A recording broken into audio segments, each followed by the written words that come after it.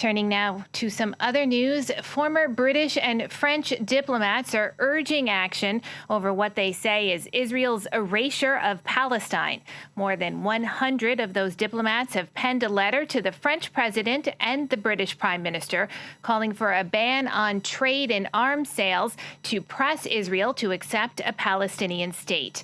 The unprecedented joint letter directly accuses Israel of ethnic cleansing and warns that the world no longer sees it as a genuine democracy. We can now bring in our Jerusalem correspondent, Noga Tarnopolsky. So, Noga, how significant is this letter? Good to see you, Catherine.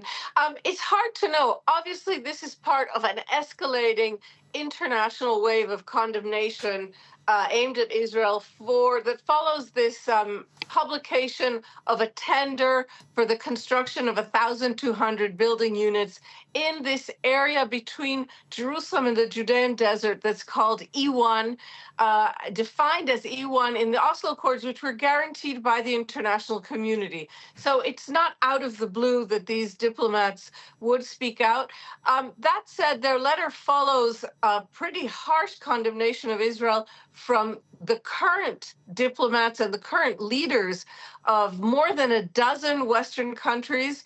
Late last night, I think very importantly, the United States lended its voice to this condemnation, perhaps a little less harshly than European countries, but the United States made it very clear again through the State Department that Donald Trump does not support an Israeli takeover of the West Bank. So what we're seeing is Israel extremely isolated in this respect. The Israeli government catering almost entirely to its most right-wing radical electoral base. There's no reaction so far from Israel, either to the diplomats' letter or to the condemnation from these nations themselves. And I should add, 8 Arab and Muslim nations also added their voices to this, including 3 countries that are of supreme importance to Israel: Egypt, Jordan, and the United Arab Emirates, with which Israel has important diplomatic ties. And Noga, you mentioned there those upcoming elections and some of this playing to a domestic audience. What's your reading of the timing of this letter? Well, in a way, I think that the timing of this letter is unfortunate because it could have come many years ago. The Israeli cabinet is explicitly pro-annexation of the West Bank, as is the prime minister of the country.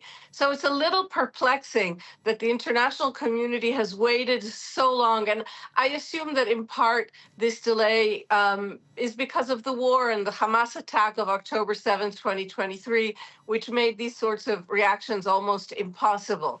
But right now, there's a danger that this letter will not do much more than play into the hands of the Israeli ultra-right wing and this government that so far has not managed to recover in the polls.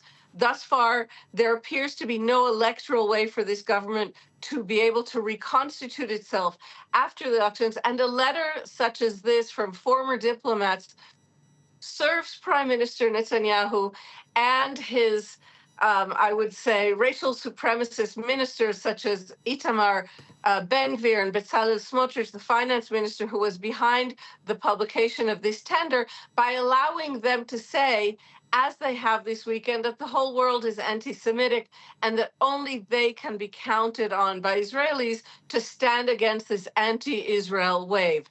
Again, so far, this isn't showing really positive results for the government in the polling, but you never know where this will go. Noga, thank you so much for keeping us updated. That's our Jerusalem correspondent there, Noga Tarnopolsky.